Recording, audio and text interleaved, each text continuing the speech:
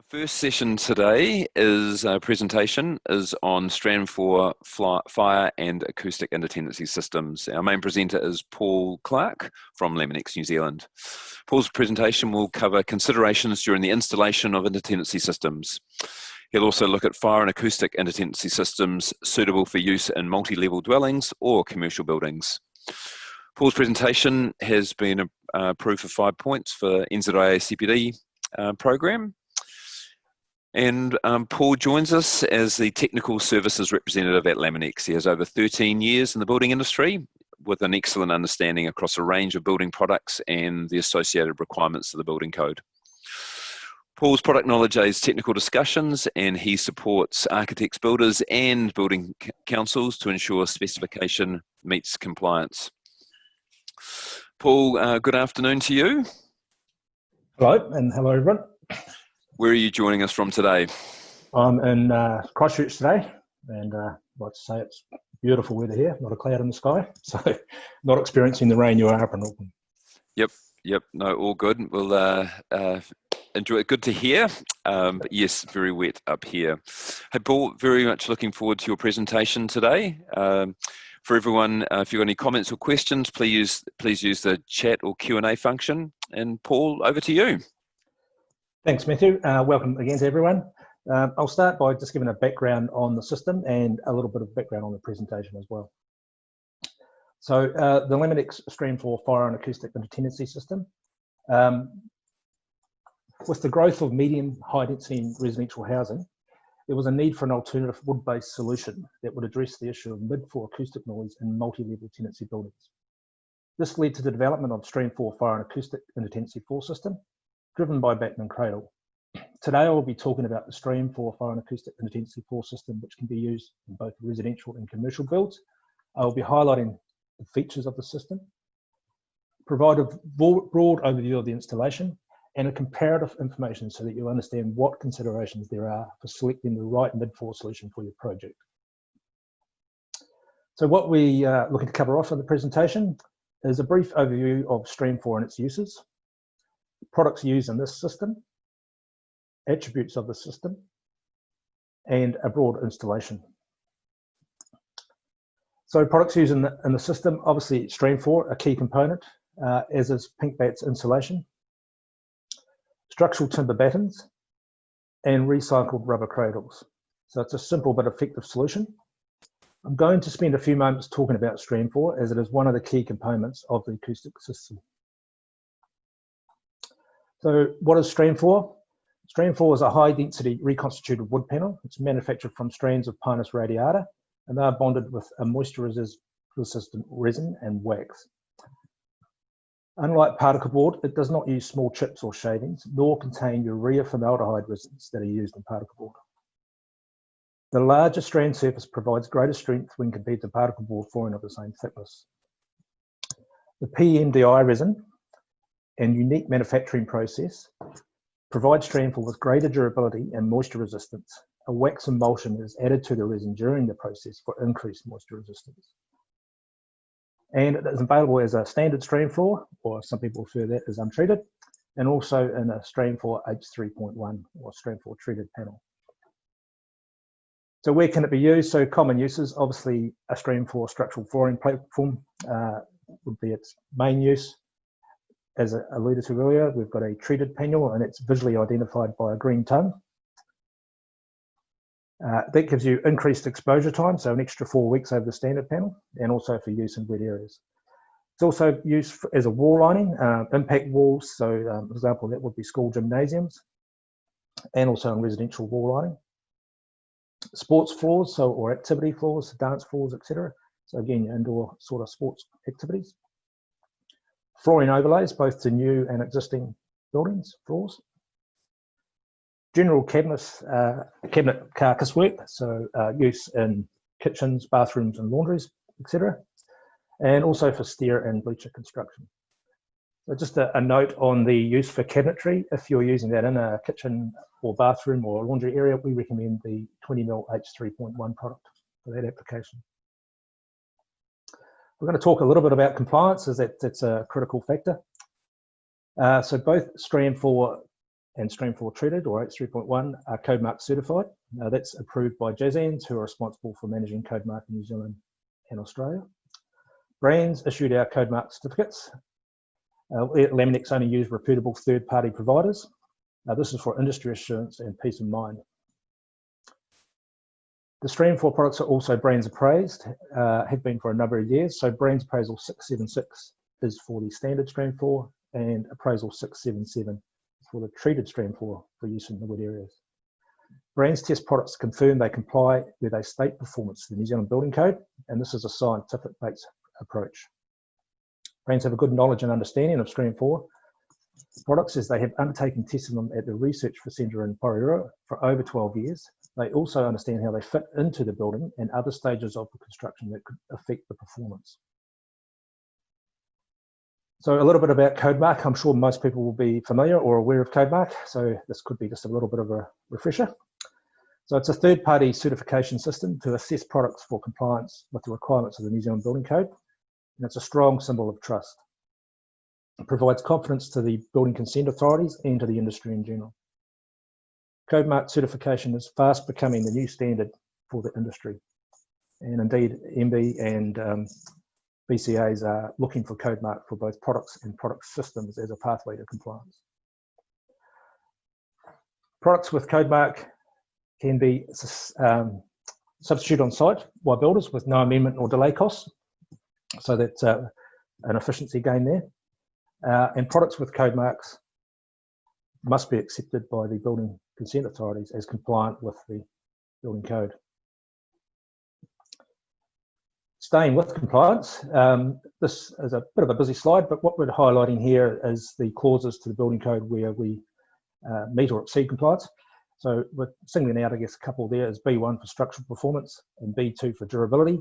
As Strandfloor is a structural element, it must meet the 50-year code minimum. So we do that no problem at all. And we're also citing the AS NZS 1860 flooring standard for reconstituted wood-based flooring panels. Also very important nowadays is sustainability. So Strandfloor is manufactured in New Zealand at a FSC certified plant. So all Strand products are red list free and have a declare label. So they're manufactured from sustainable forestry. The H3.1 treatment is a plant-based organic treatment. The azoles in the insecticide and pesticide are used in insect sprays and also for fruit.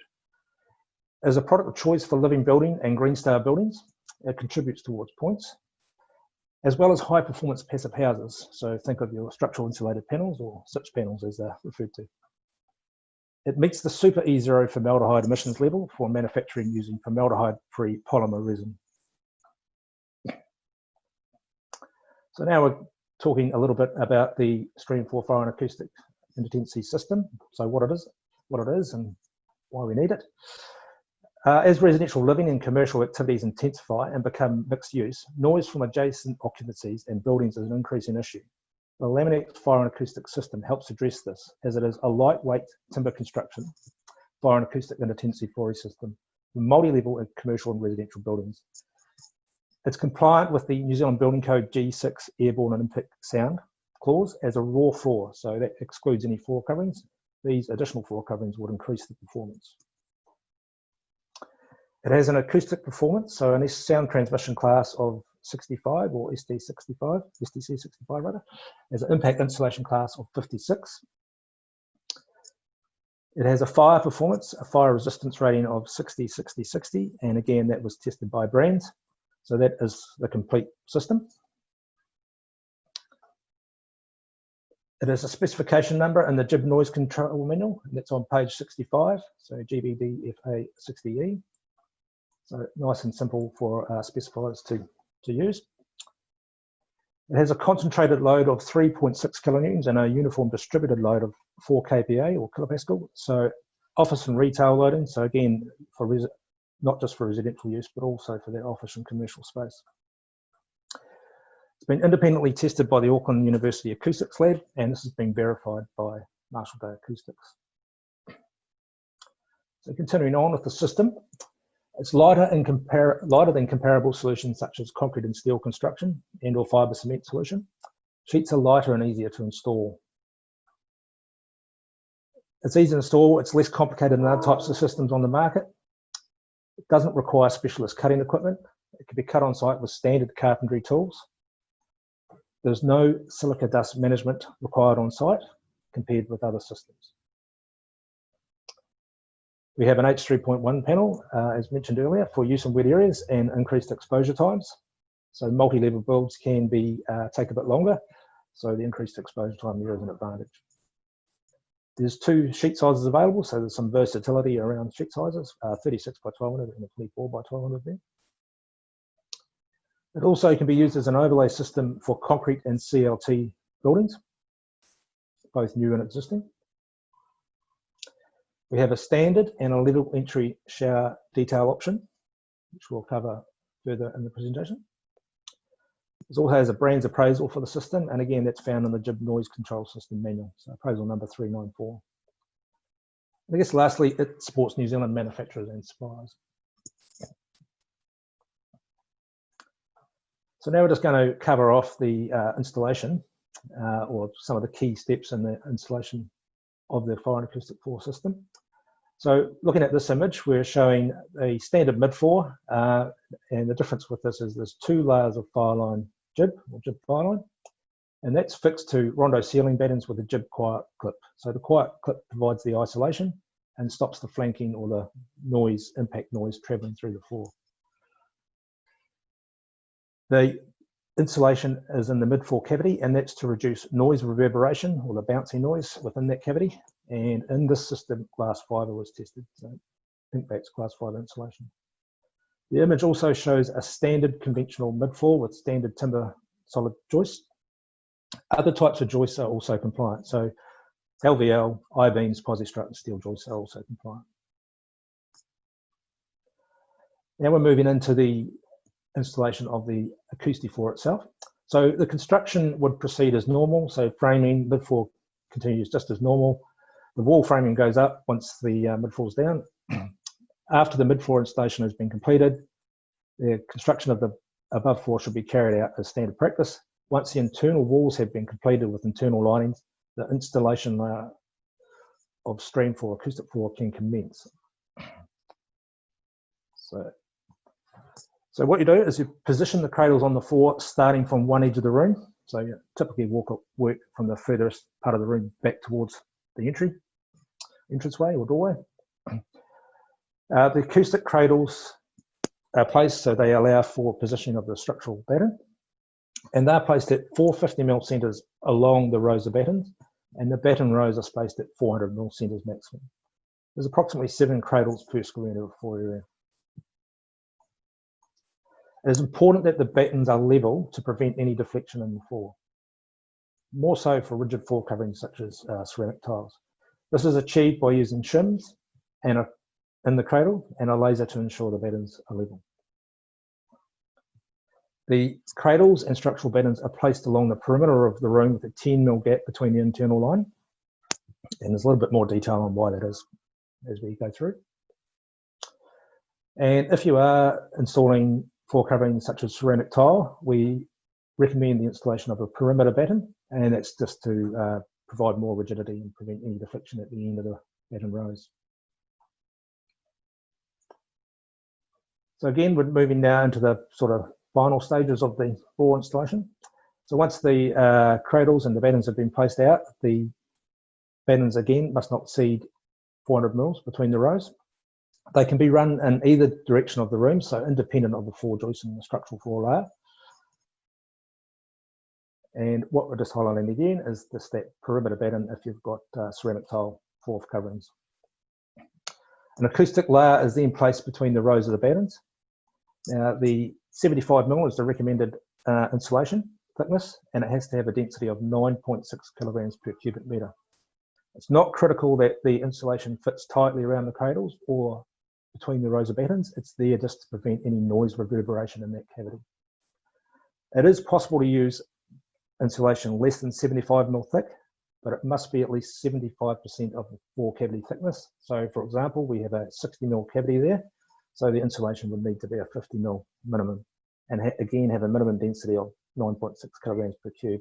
So typically you're looking at a 75mm or a 50mm building insulation blanket which can just be cut to width and rolled out.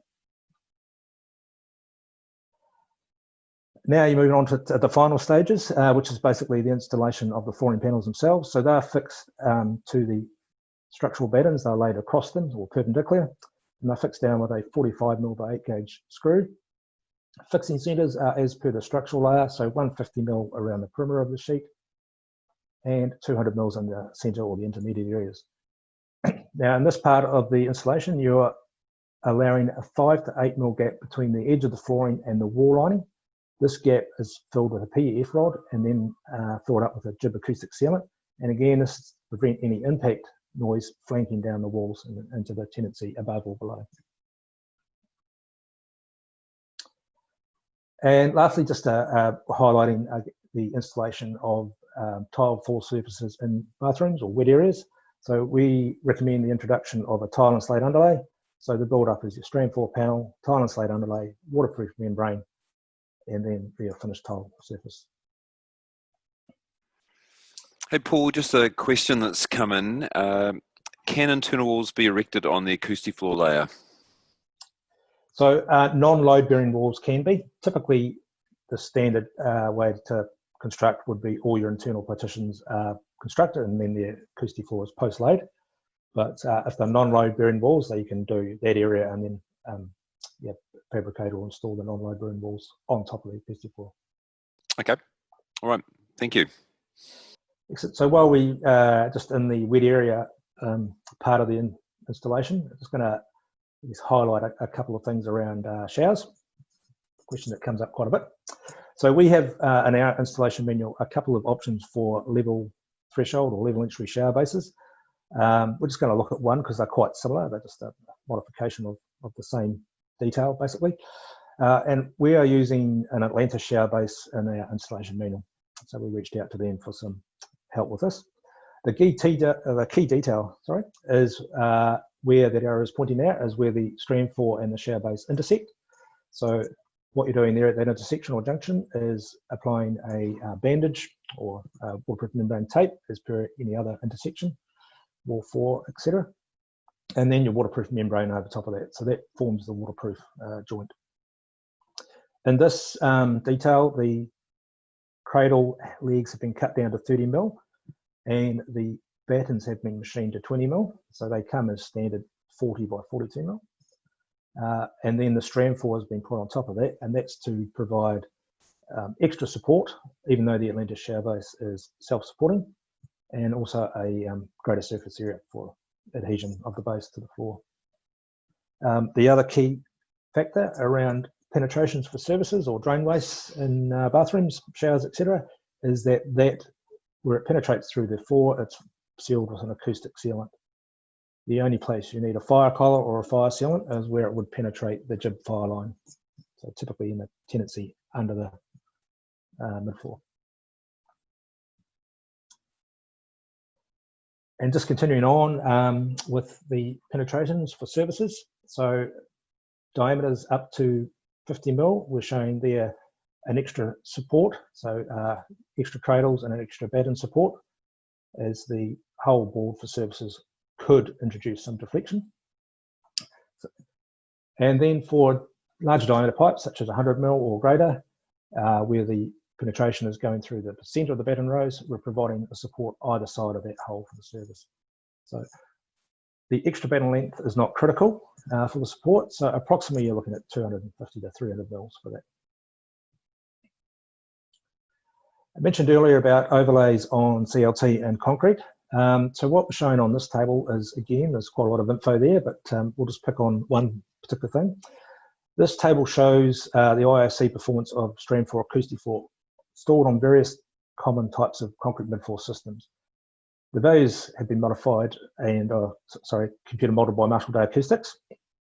So the example we're going to use is the first column of a 120mm high bond. So that has an average thickness of 90mm. With the acoustic floor overlaid on top of that, you get an impact insulation class performance of 57 decibels, so above the code minimum compliance. And that's with no plasterboard ceiling. So if you're looking for that, loft look, where you've got exposed surfaces, and you might see that in commercial or retail applications, then that's a compliance system. If you're looking to introduce a plasterboard ceiling with a ceiling cavity with no insulation, the impact insulation class drops to 54 decibels, so it drops below that code minimum. So by introducing insulation into that ceiling cavity, you get an IIC performance of 63 decibels. So that just demonstrates how the insulation dampens the reverberation in that cavity space. And there are a number of other systems there, as you can see on the table. As a general rule of thumb, a 200mm thick concrete slab will give the IIC performance for the code of 55 decibels. Using the Strandfloor and acoustic system will reduce the weight of the midfloors and could reduce engineering and building costs. So we are actually aware of some projects where this has happened. There's a residential apartment complex in Auckland that needed to reduce the weight of the building. That was because of the ground type. So what they did is they used a thinner slab and the acoustic floor system over top to achieve the code compliance for acoustics. Obviously, the concrete floor deals with all your fire issues, so there's no concerns there. And it's really for impact insulation. Sound transmission, so that's noise from stereos or voice projection. The concrete also addresses that. We're trying to get details for a case study. If you'd like to know more about this, you can register to be contacted by us via the survey that EBOS posts out after the webinar, and we'll be happy to provide some details. So we've just got a few tips and I guess some general useful information. There's approximately 0.8 man-hours per square metre to install the system. So that includes materials except insulation and a component of labour. So a few variables, but generally that's a generous time frame. There's approximately 7 cradles per square metre. Now that can increase just depending on the complexity of the room. Remembering that your rows are 400mm maximum. So if you've got a 600mm gap between the end of the wall, you've got to put an extra row in there. There's about 2.8 linear metres of timber batten per square metre required. As I mentioned earlier around the installation, it's critical to ensure the battens are level. So you do that by laser levelling and using shims on the cradles to place the battens on. The shape, the size and location of the room could impact the price. So obviously the more complex the room and the more difficult to access, there's potential labour offsets there. Battens up to 190 mils can be used. They allow for services in the acoustic floor cavity. Now, this is, as I mentioned earlier, an advantage for CLT or concrete construction, as it enables services to be run in that cavity, which means they don't have to cut chases into either the CLT or the concrete, so increases build time efficiency and reduces labour costs. One of the things to consider when designing could be to run the services through a central duct, particularly your fire services. So the less surface penetrations, fire services are expensive, so that would reduce costs. You can use battens 75mm or greater, as I said, up to 190mm. And once you get above 75mm, they can be standard framing or more typically LVL timber. Just quickly to finish off, with some product development we're doing. Currently, Strandfloor can be used as a structural specific engineered diaphragm, only with nails. So we're conducting some testing. We're nearing the completion of that for use of specific types of screws, some hybrid fasteners, and staple fasteners for off-site manufacture. The testing also includes strandboard use for shear walls, so either 12mm or 20mm. And we're also getting very near the completion of some exposure testing, and that's with the purpose to review our existing exposure times and potentially increase them by 4 weeks each, respectively. So even greater exposure in the elements, which, as we've all experienced delays recently in building process, will be very, very good. So for more further information, obviously you can go to our website. Also Batten and Cradle, who were the developers of the Batten and Cradle system itself. We're on master spec, and the master spec reference is there. You can also talk to your specification representative, and their contact details are on our website under trade and specifier resources. And also you're welcome to either contact Ryan or myself for further information. So that's me, that's our presentation. So thanks to everyone for listening. Back to you, Matthew. Hey, thanks, Paul. It's great, your photo. You've got the same shirt on. Yeah. Stay consistent, I think. Yeah. Yeah, very good. Hey, a couple of questions for you. You talked about the high bond example. Can you estimate what the total profile thickness is for that mid-floor system? Yep, so you've got your existing mid-floor would be standard, whatever that happens to be. So the extra height over and above that with your acoustic floor is 80 mil. So that's from the bottom of the cradle to the top of the stream floor. So you've got a 40 mil batten, 20 mil in the cradle that batten sits in, and 20 mil of stream floor. So obviously when you're detailing your frames, etc., you need to allow for that extra 80 mil. Yeah, okay. So just for recollection, was that 90 mil for the high bond? So the high bond as an average thickness of 90 mil, yeah. Yep. And that's more to do with the acoustic performance, the thickness of the slab. So 90 plus 80, am I correct? Yep. Yep. Okay, so 170. I mean, that's a pretty thin mid-floor system. It would suit a lot of people who have got height to boundary issues. They're trying to, height's important. Yep, and also weight. So compared to a conventional slab, you're taking 80 mil of concrete out of that, so you're reducing the weight of that slab considerably. Yeah, great. And obviously cost around engineering for that, supporting walls. For the structure. Yep, great. You finished talking about penetrations. So question, should floor penetrations for services like drain waste be fire sealed? Only if they penetrate through the jib fire line, so the ceiling. So the fire performance comes largely from the tenancy below, if you like. Fire typically burns up. Yep. So fire acoustic seals or fire collars are only necessary through that jib fire line penetration. So just when your drain wastes are going through the stream floor, either in the mid-floor cavity or the acoustic floor layer, it's just an acoustic sealant there. So I just touched on that design consideration. When the system was first introduced, designs were typically of multiple penetrations. They quickly adapted to running services in that cavity where possible, and then ducting all the services through a central duct to reduce the number of penetrations. Yep. To lower costs. Great. And final question I've got. You talked about wet areas. Is tile and slate underlay required for rigid floor covering, such as ceramic tile? It is, yep. So in wet areas in particular, most tilers like to lay on cement-based product. It also provides extra rigidity to the floor, so you don't want your grout lines or tiles cracking. It's structurally strong enough that it doesn't need it, but it's our recommendation, both from a extra rigidity and a waterproofing point of view. Paul, any final comments from you? Bit hard to compete with that, but no, just a bit less entertaining, I would say. But look, no, just I guess a summary of our system would be if you have a need for that solution, and there's obviously a growing need for it. The system we have, the Strandfloor fire intertenancy acoustic system, is a simple and cost-effective way of achieving that. So, what was once sort of say 3 to 5 years ago something relatively new is becoming pretty much mainstream now.